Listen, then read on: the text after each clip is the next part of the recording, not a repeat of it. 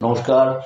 আমরা আজ রয়েছি বর্ধমান জেলা কমিটির সম্পাদক সৈয়দ হোসেনের সঙ্গে, যিনি পদাধিকার বলে রাজ্য কমিটির সদস্য। শতরূপ ঘোষ, সৃজন ভট্টাচার্য, এদের মতো এই যে সিপিএম তরুণ নেতারা, এরা সোশ্যাল মিডিয়ায় অত্যন্ত জনপ্রিয়, কিন্তু সত্যি বলতে গেলে কি এই জনপ্রিয়তার প্রভাব কিন্তু আমরা দেখতে পাচ্ছি না সামাজিকভাবে আর কি। এটার কারণটা দেখুন, এই তো দুটো না, অসংখ্য গ্রামে শহরে কর্মী আছে যারা আমাদের হয়ে কাজ করছেন। এটা ভালো দিক যে এই সময়ে বামপন্থী দিকে আকর্ষণ সাধারণ যুব সমাজের বাড়ছে, ছাত্র সমাজের বাড়ছে। এটা আমরাও লক্ষ্য করছি, আপনারা যেমন লক্ষ্য করছেন আমরাও সেটা লক্ষ্য করছি। আমাদের এই যে প্রভাবটা বাড়ার কথা যেটা বলছেন, এটা তখনই অনুভব করা যায় যখন সেই প্রভাব ধীরে ধীরে পরিবর্তে একটা সমাজের মধ্যে গুণগত পরিবর্তন ঘটে, তখন সামাজিকভাবে এটাকে উপলব্ধি করা যায়। কিন্তু এটা ঠিক, আমাদের এই অংশের মধ্যে আমাদের প্রভাব ধীরে ধীরে বাড়ছে। এটা ঠিক যে মানুষের মধ্যে আমাদের প্রতি গ্রহণযোগ্যতা ধীরে ধীরে বাড়ছে।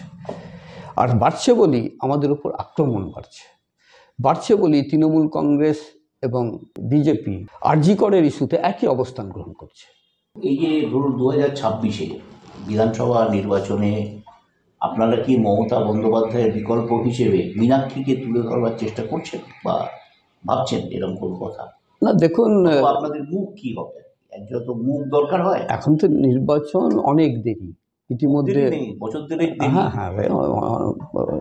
2026, হ্যাঁ, অনেক দেরি আছে, অনেক পরিবর্তন ঘটবে। আমরা সামগ্রিকভাবে মানুষের এই মুহূর্তে যে সমস্যাগুলো আর উঠছে, বারবার করে আমি যে কথাটা বলতে চাইছি, যে সমস্যাগুলির মধ্যে মানুষ জর্জরিত হচ্ছে, সেই সমস্যাগুলিকে আমরা ধরে আমাদের সবকটা সংগঠন, একেবারে শ্রমিক, কৃষক, ক্ষেতমজুর, যুব, ছাত্র, মহিলা, যে যেখানে আছে, আমাদের সবারই কাজ হচ্ছে নিচে নামো, সবাই মানুষের কাছে যাও, মানুষকে ঐক্যবদ্ধ করো এবং তার ভিত্তিতে মানুষকে রাস্তায় নামাও, যাতে মানুষ এই সময়ে আপাতত কিছুটা স্বস্তি পেতে পারে। সেই জায়গায় হচ্ছে যে তা করা।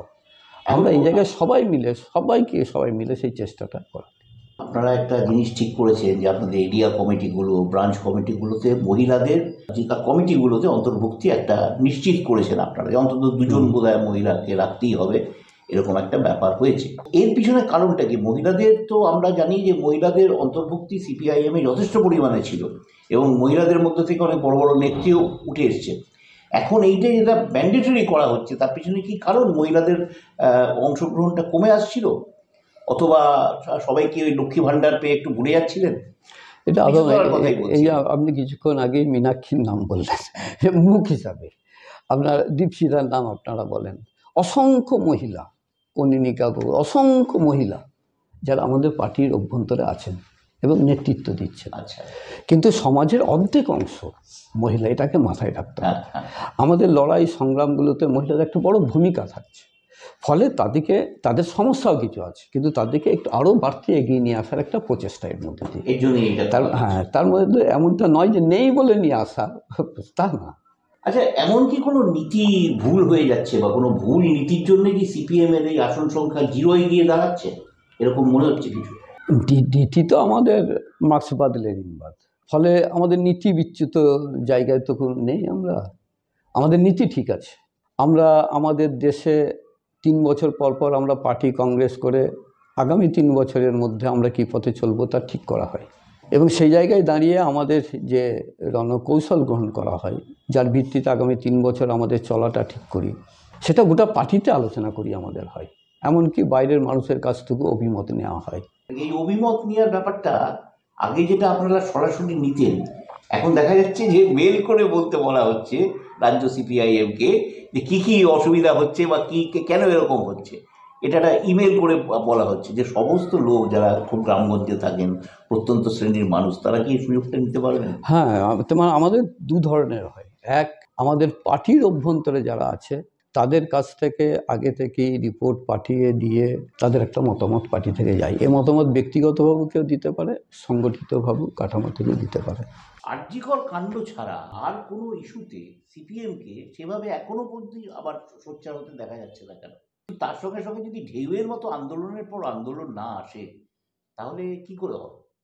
দেখুন, এখানে একটা কথা মনে রাখতে হবে যে মমতা বন্দ্যোপাধ্যায় কিন্তু ছুতো নাতা নিয়ে আন্দোলন করতে শুরু করে দিতেন, অনশনে বসতেন, নানা রকমের মানে কর্মকাণ্ড করতেন। তো সেটা হুম। আপনাদের দিক থেকে একটু যেন খামতি দেখা যাচ্ছে, এর পিছনে কারণটা? আসলে মমতা ব্যানার্জির পেছনে যেভাবে মিডিয়া ছিল, আমাদের পেছনে তো সেভাবে নেই। না, এটা বলা ভুল। হ্যাঁ, এটা আমি মানতে পারলাম না।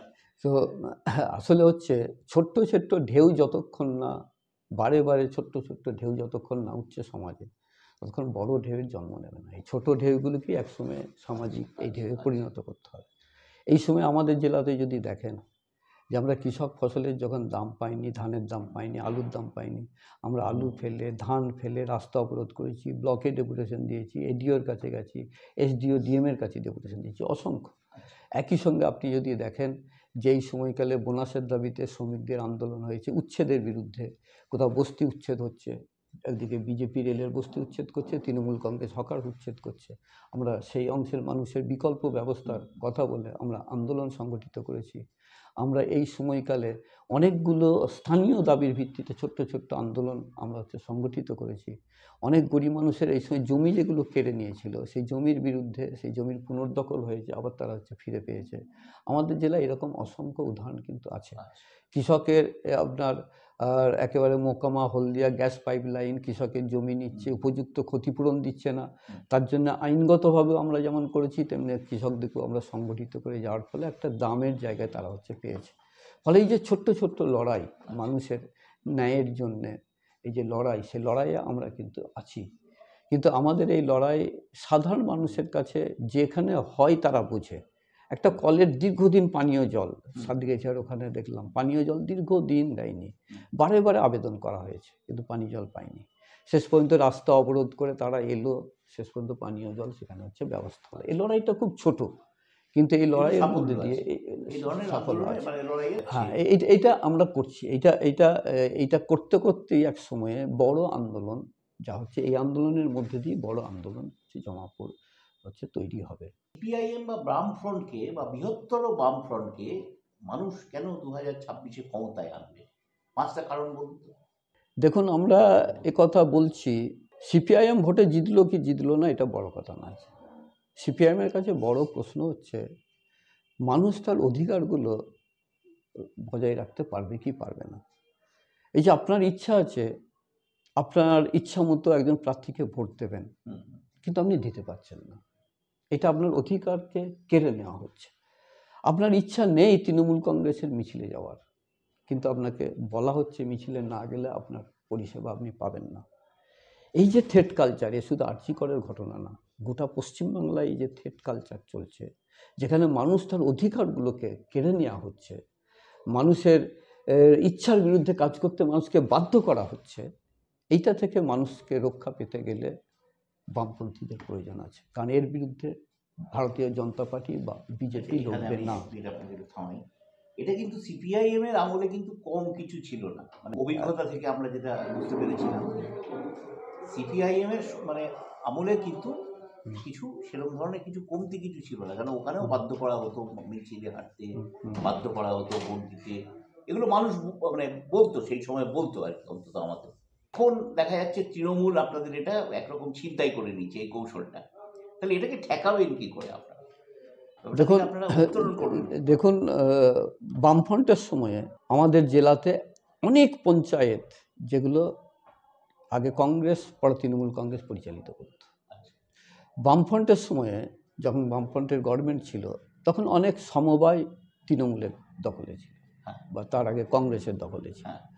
অনেক আপনার পঞ্চায়েত সমিতি এমনকি জেলা পরিষদও কংগ্রেস জিতেছে, বিধায়ক হয়েছে।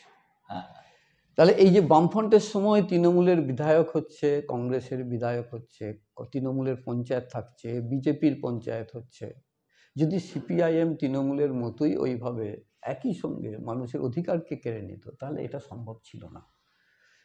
কলেজ নির্বাচনগুলোতে নিয়মিত নির্বাচন হতো, স্কুলের নিয়মিত নির্বাচন হতো এবং সেখানে তৃণমূল কংগ্রেস অথবা কংগ্রেস এরা কিন্তু সেখানে পাওয়ারে আসতো পাওয়ারে। ফলে এই যে বলা হচ্ছে সিপিএমের সময় গণতন্ত্র ছিল না, কিন্তু তার প্রমাণ কোথায়? সিপিএমের সম্পর্কে অভিযোগ ছিল তারা প্রচুর দুর্নীতি করেছে, কিন্তু কোথায় সেটা? আসলে এইভাবেই সিপিআইএম সম্পর্কে সমাজের মানুষের কাছে ভিন্ন ধারণা গড়ে তোলার একটা প্রচেষ্টা হয়েছে। আমার যেটা বক্তব্য, আপনি আগে যেটা বলছিলেন সেটা হচ্ছে এই যে মানুষ তার নিজের প্রয়োজনই তার বিচার করা উচিত যে কোন জায়গা হলে পশ্চিমবাংলাকে আমরা বাঁচাতে পারব, কারা সেটা আছে, কোন শক্তি পশ্চিমবাংলাকে বাঁচাতে পারে, এইটা মানুষের বিবেচনা করতে হবে এবং সেই বিবেচনা করেই মানুষ ঠিক করবে কাদের। আমরা আছি, নির্বাচনে হার জিত এটা আমাদের কাছে বড় প্রশ্ন নয়। আমাদের কাছে বড় প্রশ্ন যে মানুষের সঙ্গে আমরা থাকতে পারছি কি পারছি না। কখনো আইএসএফ এর সঙ্গে মানে নওশাদ সিদ্দিকীর দলের সঙ্গে দূরত্ব বাড়ছে আপনাদের, কখনো দেখা যাচ্ছে আবার আঁতাত হচ্ছে। সিপিআইএম এমএলকে আপনারা এবার আসন ছেড়ে দিলেন উপনির্বাচনে নৈহাটি, তো এগুলো কি একটা মানে দায় পড়ে করতে হচ্ছে, বা সরাসরি বলতে গেলে এটা কি অস্তিত্ব রক্ষার জন্য করতে হচ্ছে সিপিআইএম এর মতো দলকে? দেখুন, আমরা চাই সারা দেশে বিজেপি এবং আমাদের রাজ্যে বিজেপি এবং তৃণমূল বিরোধী সমস্ত শক্তিকে এক জায়গায় দাঁড় করতে। আচ্ছা, এটা হচ্ছে আমরা চাই আমাদের রাজ্যে। কিন্তু সবাই আমরা চাইলেই তো হবে না, তাদেরও একটা চাওয়া আছে। ঠিক। ফলে আমরা চাইছি সবাই এক জায়গায় হোক, এখন তারা যদি না চায় তো হবে না। ফলে এইরকম একটা সমস্যা থাকে, তাদের নিজস্ব কিছু এজেন্ডা থাকে, তাদের নিজস্ব কিছু বিষয় থাকে। ফলে আমাদের চাওয়ার উপরই সবসময় নির্ভর করে না। কিন্তু আমরা এই অবস্থানে দৃঢ়ভাবেই আছি যে আমাদের দেশকে বাঁচাবার জন্যে, দেশের সংবিধানকে বাঁচার জন্য, পশ্চিমবাংলাকে বাঁচাবার জন্য, রক্ষা করার জন্য, পশ্চিমবাংলায় শান্তি ফিরিয়ে নিয়ে আসার জন্য, দুষ্কৃতি রাজ, চুরি, দুর্নীতি এসব বন্ধ করার জন্য সবাইকে এক জায়গায় আনতে হবে। কিন্তু আরএসএসের দ্বারা পরিচালিত বিজেপি এবং আরএসএসের আরেক সহযোগী তৃণমূল কংগ্রেস, এই দুটোকে বাদ দিয়ে বাকিটাকে নিয়ে আসতে হবে।